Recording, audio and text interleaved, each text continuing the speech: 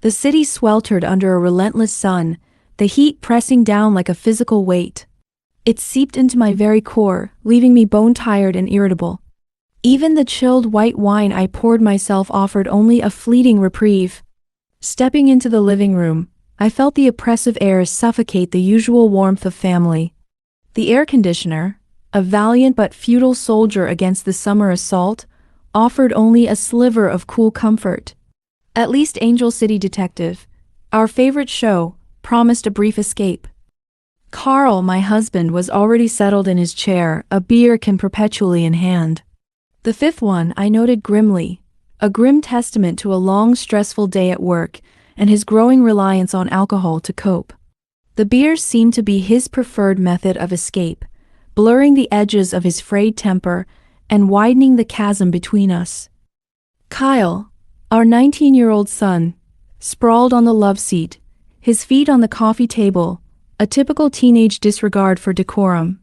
He was home for the summer, working long hours at a construction firm, a stark contrast to his college life.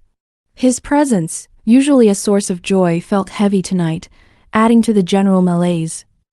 The coolness of the living room felt like a stark contrast to the furnace outside. I'd chosen a light cotton sundress earlier, a wise decision in the daytime scorch, but now, the air conditioning felt almost too cold. Goosebumps prickled my arms and legs. I caught sight of Kyle and Carl, their forms silhouetted against the glow of the television. Kyle, so much like his father in features, yet taller, leaner, possessed a vitality Carl had lost to middle age and the steady consumption of beer. A wave of frustration, a bitter taste of disappointment washed over me. I, on the other hand, prided myself on self-care. Even nearing 40, I still felt a youthful energy, a vibrancy that the sundress did little to conceal. My gaze fell on Kyle's feet. "Kyle, please take your feet off the table," I said, my voice sharper than intended. He complied, a mumbled apology trailing in his wake. The small act of correcting him felt significant, a small assertion of control in a life that increasingly felt out of my grasp. Carl, his voice slightly slurred, announced he'd spilled beer on one end of the love seat. The dampness was evident, even without the lingering scent of beer. I considered turning the cushion over, but decided against it. Order and cleanliness were important to me, a small battleground in a life that felt increasingly out of my control. Carl's growing laziness, his reliance on alcohol, was making it harder to maintain the balance I craved. Kyle, despite his teenage habits, often helped with chores. He patted the space beside him on the love seat. "Here, Mom," he offered, moving over to make room. His thoughtfulness was a balm to my frayed nerves, a small kindness in a day filled with increasing tension. I sat beside him, placing a pillow between me and the damp cushion. The warmth of his leg against mine was unexpected, surprisingly comforting. His thigh, firm and strong, pressed against my own, and a wave of guilt immediately followed the comfort, a stark reminder of the inappropriateness of the situation. This was my son. The show began. Angel, the detective, was both alluring and relatable, a woman who balanced a professional life with a surprising adventurous streak. Watching her, I felt a pang of longing, a wistful remembrance of a time when Carl and I shared a similar spark, a similar intimacy. The contrast between the vibrant relationship portrayed on screen and the coldness that had settled between Carl and me was painful. My gaze drifted back to Carl. His inattentiveness, fueled by his drinking, had left me feeling perpetually frustrated, neglected. The heat of the past week had only amplified these feelings, turning a simmering discontent into a full-blown frustration. The distance between us felt vast, a chasm carved by years of unspoken resentments and unmet needs. The simple act of sharing a comfortable silence, a shared moment of connection, felt like a distant memory. The air conditioning felt too cold. I asked Carl to turn it down, but he dismissed my request, attributing my chill to my light clothing. Kyle, ever considerate, offered to adjust the thermostat himself. He returned, and I offered him the blanket. His willingness to help, his quiet consideration, was a small comfort in the growing tension. We watched the show, wrapped in the shared warmth of the blanket. Kyle's observation about Angel's resemblance to me, initially met with a grunt from Carl, led to a brief, pleasant exchange between Kyle and me. His words were a small comfort, a brief respite from the growing tension, a fleeting moment of connection in a day filled with increasing distance. But even in that moment of shared connection, the underlying current of guilt and apprehension remained. This was my son. This was wrong. Angel's actions on screen, however, triggered a wave of introspection. I watched, a twinge of envy mixing with the familiar frustration. The intimacy on the screen was a stark contrast to the coldness that had settled between Carl and me. The vibrant connection between the characters, their shared passion and unspoken understanding, was a painful reminder of what I had lost, of what I was missing. A wave of longing washed over me, a desperate yearning for the kind of connection I no longer shared with my husband. The air conditioning turned off, the room warming quickly. The blanket felt unnecessary now, but I remained under it, nestled against Kyle. The warmth was comforting, a physical sensation that momentarily overshadowed the emotional turmoil within me. A tense moment in the show caused me to instinctively grab Kyle's hand. Our fingers intertwined, the contact sending a surprising jolt of warmth through me. It was a simple gesture, yet it felt profoundly intimate, a silent acknowledgement of the unspoken connection that had developed between us. Carl got up for another beer, leaving Kyle and me alone. The dampness on the love seat was becoming unbearable. My leg kept sliding onto the wet cushion, a small physical discomfort that mirrored the larger unease I felt. Kyle, noticing my discomfort, suggested I sit on his lap. A sharp breath caught in my throat. "No, Kyle," I said, my voice a bit too tight. The suggestion, though well-intentioned, felt like a violation, a crossing of boundaries. The potential consequences loomed large in my mind, a stark warning against indulging in this dangerous territory. But the discomfort of the wet cushion and the weariness of the day, combined with the unexpected comfort of his presence, created a conflicting pull within me. The guilt gnawed at me, reminding me of the inherent wrongness of the situation, yet the yearning for connection, for something more, outweighed the rational voice of my conscience. It was a surrender to the unexpected intimacy of the moment. The years of unspoken frustration, the growing distance from Carl, the unexpected comfort of Kyle's presence, all conspired to silence my inner voice of caution.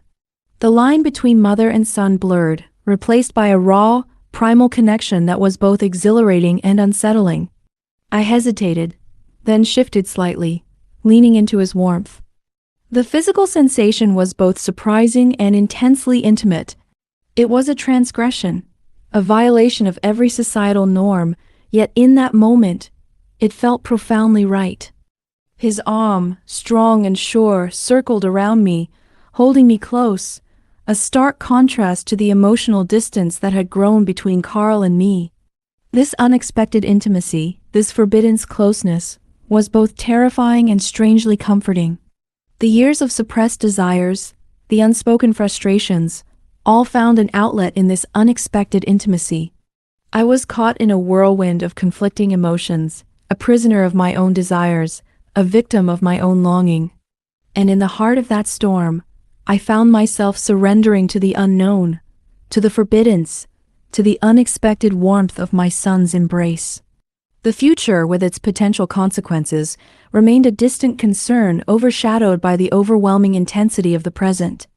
The television's narrative faded into the background, replaced by the intensity of the moment, the unexpected closeness, the unspoken understanding that hung heavy in the air.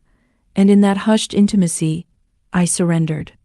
His arm tightened around me, a comforting pressure that both soothed and unsettled me.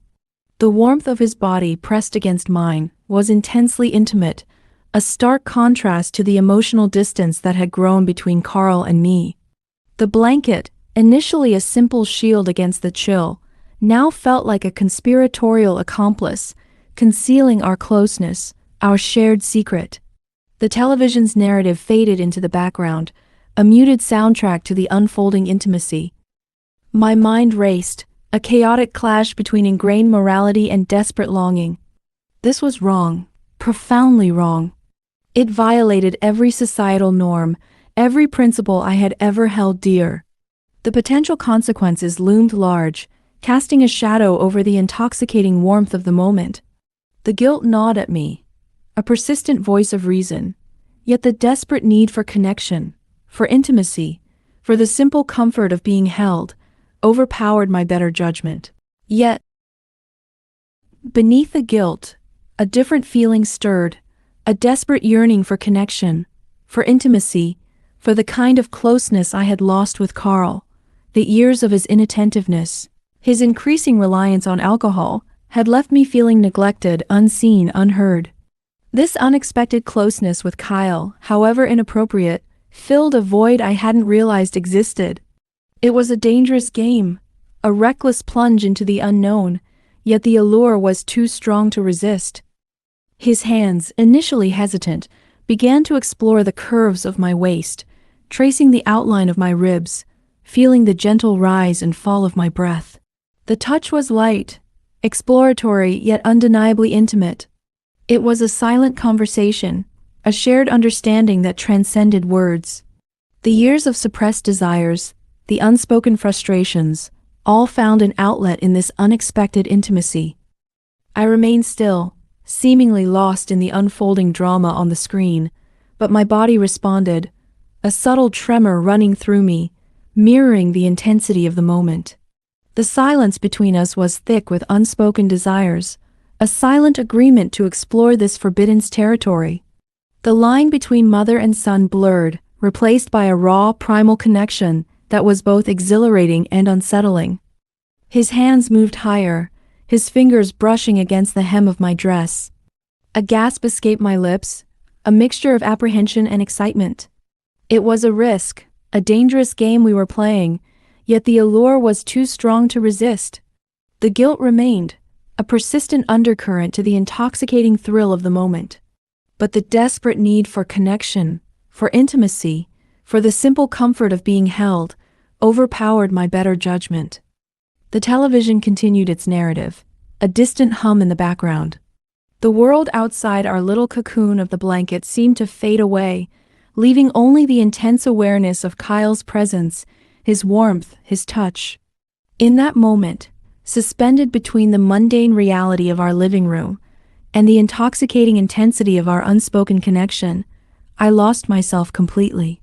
The years of unspoken longing, the frustration, the loneliness, all seemed to melt away in the unexpected warmth of my son's embrace. It was a transgression, a violation of every societal norm, yet in that moment, it felt profoundly right. It was a comfort, a solace, a connection I hadn't known I craved until it was unexpectedly offered. And in the hushed intimacy of that shared moment, I surrendered to the unknown, to the forbiddance, to the unexpected warmth of my son's arms. The future, with its potential consequences, remained a distant concern overshadowed by the overwhelming intensity of the present. The television's narrative faded into the background, replaced by the intensity of the moment, the unexpected closeness, the unspoken understanding that hung heavy in the air, and in that hushed intimacy, I surrendered. The conflict remained, a simmering undercurrent beneath the intoxicating warmth, but in that moment, it was a conflict I was willing to ignore.